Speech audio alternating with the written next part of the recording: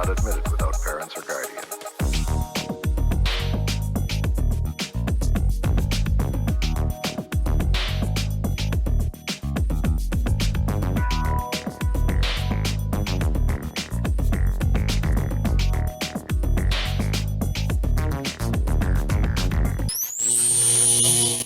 Good evening, fans of fantastic films, and a very happy new year to you. I hope you're all out there celebrating safely, having a great time, doing something fun, maybe watching some great movies.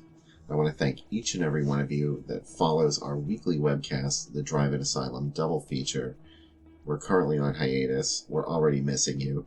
We will return in January of 2022, but in the meantime, I put together this highlight reel of some of the great stuff that's happened this year. We've had a lot of fantastic guests on this show. Tony Lawrence from Pigs stopped by. Pat Carty from Horror High. Linnea Quigley was in the chat one night. It's been very exciting. We've also had some great guests on the show, including Patrick Walsh from Scream Queens, Neon Brainiacs, Rigor from Then Is Now podcast, and several others. So I hope you'll enjoy the video I put together. And from me, Bill Van Ryn, and also Sam Panico, Gigi Graham, Lana Revick, Dustin Fallon, everybody that co-hosts the show. Thank you very much for watching, and a very happy new year to you. Here's a toast. Cheers. But this movie was actually called Blade of the Ripper on home video in the United States. And it was a flat, flabby pancake of a suspense picture, according to the New York I Times. beg to differ because there was nothing about Edwidge Fenwick that was pancake. She was full and bosomy even when she was flat on her back. The thing that you will learn about this movie is that she wears eye makeup everywhere she goes. Time to take a shower, put on your makeup. Twice in the movie, a woman walks into her apartment, and within 60 seconds, she's naked. Not even 60 seconds. We'll do 30 seconds. Italians do take their clothes off as soon as we come home. And Becca's home now, and she can confirm this. Literally, the minutes I get home, I take my pants off. No pants. Whoa. Von by bloody Von. It's like Brother Theodore. That logo coming out in 3D at the end, that and the fact that this was produced by the Majorettes Incorporated made me even more excited to watch the Majorettes again. And who knows what Majorettes Incorporated could have gone on to create. Maybe the Majorettes 2. You know what I wish had been made? Andy Warhol's Bride of Frankenstein. Killer Fish is one of my favorite movies. Who started talking about that? Mike We Justice. have a connection going on here. Margot Hemingway. I love Killer Fish. I'd rather watch that than Evil Speak or even Asylum of Satan, for that matter. Anything with Karen Black in it, it's okay with me. Yeah. Becca and I were talking about this. There was an element to this script where things are said that would never be said in real life. Like that little dramatic confrontation between Rachel and Kelly in the kitchen. And she turns to her and she's like, well, maybe if you'd start acting like a certain way, you wouldn't lose men like you, Grant. And Yeah. I was like, the last man you lose. would she really go all Joan Collins on her like that? It really feels like Kelly is much older. He looks a lot older. But also like it's literally like the alpha and the omega of women in movies. You have the uber virginal girl who always wears a sweater and shocks her boyfriend by French kissing him. And then meanwhile the other girl's like, oh, we haven't even been on a date yet. And I'm answering the door, handing out candy in my panties. So this is to Uncle Spooky, and thank you for joining us on our program tonight, Uncle Spooky. We're glad you're here, and we hope to get you wasted. Thanks for having me. I'm very excited to get wasted. Clink. Ching chong. Okay. That got Rosie O'Donnell in a lot of trouble. So without further ado, we'll go to the ad gallery for Hellhole. And I have some fabulous things to show you. For March 15th in New York, 1985 is when this movie debuted. The earliest I could find it playing anyway. Captives stripped of dignity, forced to submit to the ultimate experiment. Well, here they changed it to captives stripped naked. So that got more to the point. Believe it or not, critics didn't like this movie. Bill Reel from the New York area said only a degenerate would go to see Hellhole after the sick advertising campaign being waged for the movie. So that's a stellar review if I ever heard one. That's basically daring people to see it. Do you know who really liked Inframan, by the way, Bill? Roger Ebert? Yeah, Roger Ebert loved it. He reviewed it 2 different times. He said he went back 20 years after he saw it, and he said, I find to my astonishment I only gave this movie 2.5 stars. And he said, I've forgotten all the movies I watched then, but I wouldn't say that a month hasn't gone by. He goes, so it really deserves a much higher rating than I ever gave it, which is pretty awesome. Gene liked it too, which was unusual for Gene. Yeah. Gene was hot and cold with stuff like this, and mostly cold. Because he was so uber serious, and he wanted everything to be Merchant Ivory level, it seemed. But every once in a while, he liked some trash, and this was definitely. I wouldn't call this movie trash, but to him, Whoa! Got too excited. It exploded. Is that what's supposed to happen? Yeah, sure.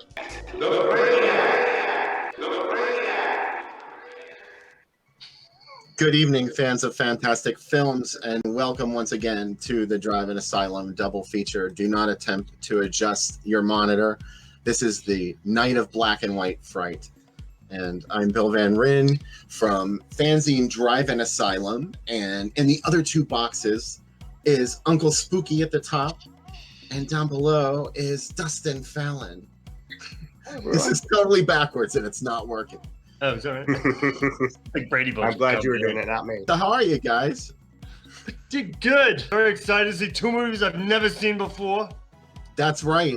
Uncle Spooky is a virgin to both of these films tonight. So this is going to be the first time in his life, or should I say unlife, because he looks kind of ghoulish, that he's seen these 2 movies. So I'm very excited about that. But Dustin is a huge fan of at least one of these.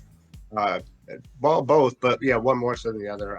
I'm fairly obsessed with Killer Shrews, so I'm thrilled to be, watching this with everyone tonight. Both films, but this is the comment of the evening already, because right before we went live, I was like, Uncle Spooky looks like Herc Harvey from Carnival of Souls. Totally. You're doing her next magazine, aren't you? That's right, Candace Hilligoff.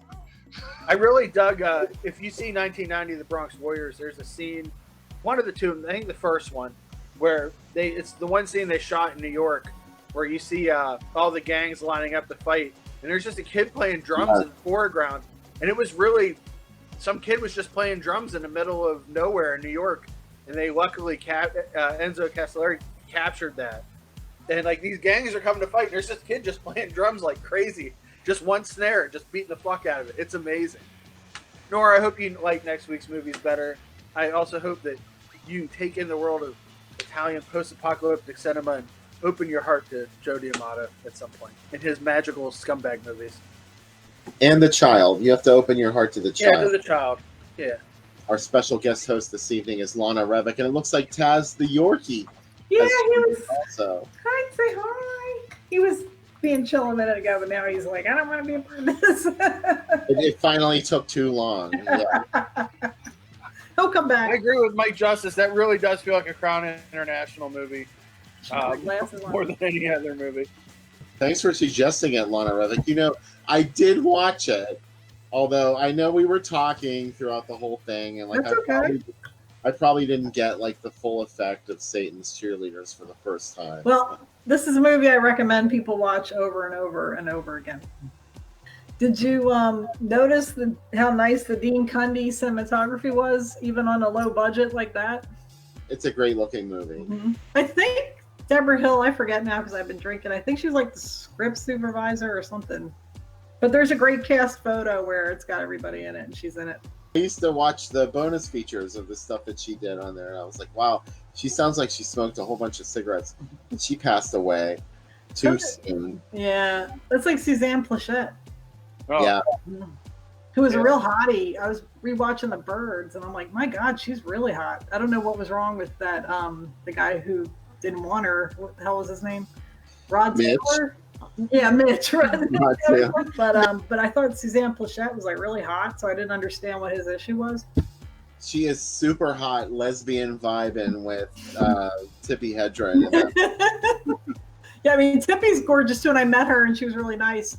So I'm not knocking her, but I just. He had that icy beauty to her, but Suzanne Plachette was on fire. Mm-hmm.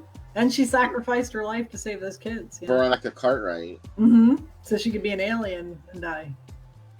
Invasion of the Body Snatchers. Other- Any movie where she had to cry and her eyes had to get 10 times bigger than they normally were. Well, That I was love Veronica her. Cartwright. I think one of the funniest scenes of all time is in The Witches of Eastwick when she throws up those cherries, and her husband's like, "Well, let's call it a day." It's just so funny. But also, Curse of the Black Widow. Curtis Harrington. Yes, I love that one because it's so ridiculous, and yet they play it with a totally straight face. The only problem I have with Curse of the Black Widow is that Roz Kelly's in the cast, and the spider doesn't get her, and that's what I wanted to see. I bet a lot of other people wanted to see that too. Anitra Ford was so proud, of that movie. If I'm not mistaken, her first day on the set was in the beach house, and she walked in and she saw these murals, and she was like, "Oh, okay, I get it. This is art.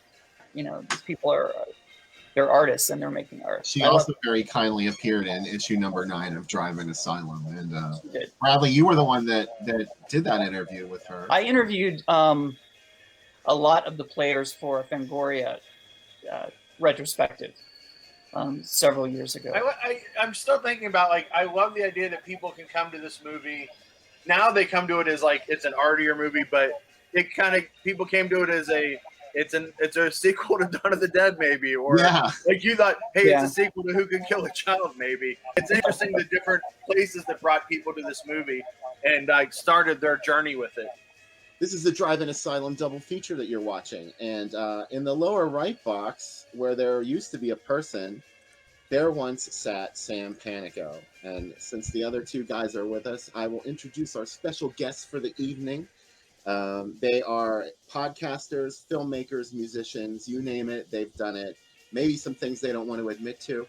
Greg Harrington and Benjamin Deals, aka the Neon Brainiacs. Hi, guys. Hello. Hey, how you doing out there? I am so excited about doing today. Oh, there's Sam. Sorry, guys, I had to get my pills. I had dental surgery this week, Bill, so I'm doing awesome. Guess what? Huh? Neon Brainiacs are on the show, and they're hey, guys.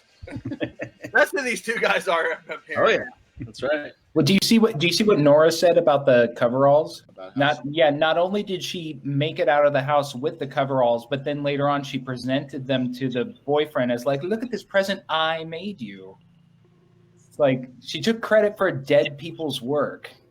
Her overall Steve's the real monster. Discuss. Yeah, she had a sudden shift in personality because not only that, she had just gotten really, really horny. But previously she had been screaming, and she couldn't get anybody to believe her that she saw a monster. And then she was all of a sudden kissing Bobby, and they forgot all about the avocado sandwich with or without bacon. I think if they're hippies, they're not going to eat bacon. I mean, then again, they're hippies and they spend way too much time with cops. So really, the whole hippie paradigm of this movie is skewed. Welcome back to the Drive-In Asylum late movie. And hopefully the Prowler didn't scar you too badly, and you'll be able to sleep tonight. It looks like we lost Patrick Walsh. I think we have him, but there he is. Oh, there he is. Welcome back, Patrick Walsh. Oh my gosh, you guys. Oh, I didn't want. I got to sing for church in an hour. No, we're still doing a show. Hey, everybody. The Lord will raise you from the dead. Yeah, I think the only murder in the film that really strikes me as not very realistic is where he murders the woman in the pool. Because first of all, he turns into a teleporting killer, but most of all, when he cuts into her throat, there would have been a lot more blood than there was in that scene. They couldn't go as far as real life. She was dieting, and she was anemic. They have there's video video of them shooting all the gore scenes. Backstage video. To watch them do it is actually horrifying. Because it's just that apply the fake knife with the circular cut in it. and he's just sawing at her throat. Joe Zita's going, look in his eyes. Look in his eyes while he's doing it. So he has them looking in each other's eyes as she's dying. Like, this is fucked up. This is really fucked up. Like, the blood doesn't bother me. It's just that intimacy to it really I find distressing because he's cradling her. What I like about it is it teaches you what not to do in your home. Like, if you break a mirror, just go buy a new one. Like, don't put it to get back together. It's a bad idea. And if you catch your mom sleeping with a dude with her stockings on his head, just close the door. Don't try to. Don't well, no, they're like sitting at like what looks like a window, and then she falls. Yeah, there. We'll get into that after we watch it, but yeah, there's a whole bunch of like temporal. Yeah. Like, I don't know what's happening with when you're dating an abusive sleaze and you're drinking scotch and doing stocking fetish things on an ordinary Tuesday. I don't know. We'll get there. Yeah. That's the makings of a serious film. Without the supernatural stuff, that's like Prince of Tides material right there. Yeah, you're like, am I watching an art film? Because Louis Wallman did a lot of stuff with Warhol, but no, you're not. You're watching The Boogeyman. Dad actually came to New York, NYU School of the Arts, and watched me work out with in class, Olympia Dukakis' class, and I think from that he decided that maybe I could act, and that's when I think he and Mom came up with this idea, of pigs. And when I graduated, they sent me the script, and my brother and I read it and went, "Oh, really? This is really what you want to do?" We shot it in 10 days. I think there were some pickup shots that we did, like the running, I think, was done after the main crew had been retired, which is, pretty remarkable. It is remarkable to make a movie in 10 days, especially, in the 70s, before we had all the technology we have now, because you couldn't actually see what you got in the film right away. You had to get it developed and watch the dailies. Right. Yeah, there were no dailies. I did enjoy the way that your character seemed sort of at sea in this strange little area of the world that you had found to take Piru County. Yeah. Vinegar Syndrome honored what my father wanted to do, and I sent them the original film, and they were able to, put it together so that it was the original intent of the director, my dad. And I'm glad, because the other ones are kind of silly, And that's to say the least. Hey, Jar Jar was in Picture Mummy Dead by Gordon, which is I like that movie. Very similar. I just got the Blu-ray. Yeah, that's a beautiful transfer. Yeah, Blu-ray too, right? Yeah. And it's I love that movie's and it kind of fits into this. It's in a similar kind of world. Agreed. Women that love daddy too much. Up world. The fucked up world of daddy lovers. What year was Love Me Deadly? 72. 72, yeah. I thought so. It turned out they really were vampires, so what was going on? Somewhere in all of this, there's a misunderstood biochemist. She was a brilliant scientist, and those people were so mean to her. She had a dry ice beaker and everything, the sign of in the mid-century of any intelligent character. They had the chemistry set and the dry ice beaker. My favorite line in the whole movie is when the vampire's biting the Italian guy's neck. She's like, "Well, I am a vampire," and he goes, "Well, I do like exotic women," which is, trust me, such an Italian guy thing to say as an answer to that. Speaking of random bad attacks, one of my favorite Andy Milligan movies is Blood. That's the only one of his horrors that I really vibe with. Blood. I like his sexploitation movies a lot better than his horrors, but I love them. Blood is pretty amazing, and I keep reading online about this alternate cut of the movie that has scenes of killer bats descending on the villagers or something, and I don't know, does that sound like a real thing to you? I mean, if Andy Milligan shot it, it's like paper cutouts. That's what I would be hoping it was. It's a very downbeat ending.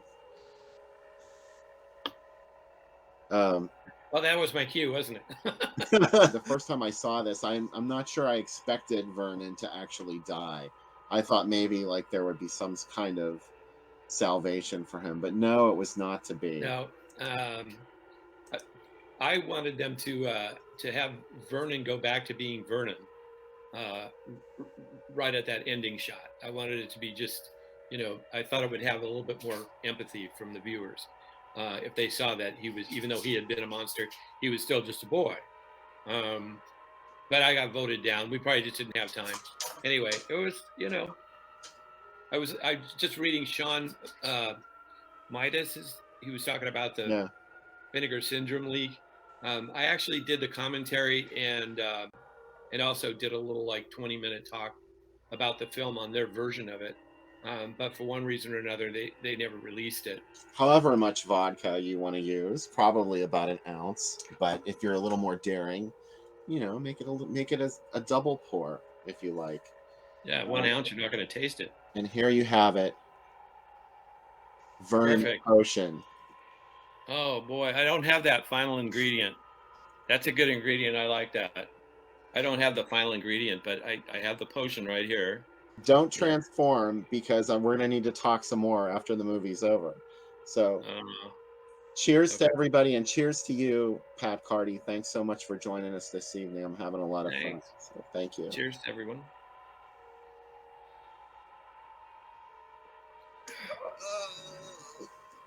No, it's delicious. He mentions that he had also spent some time at swingers parties and tried to do more of a polyamorous relationship structure.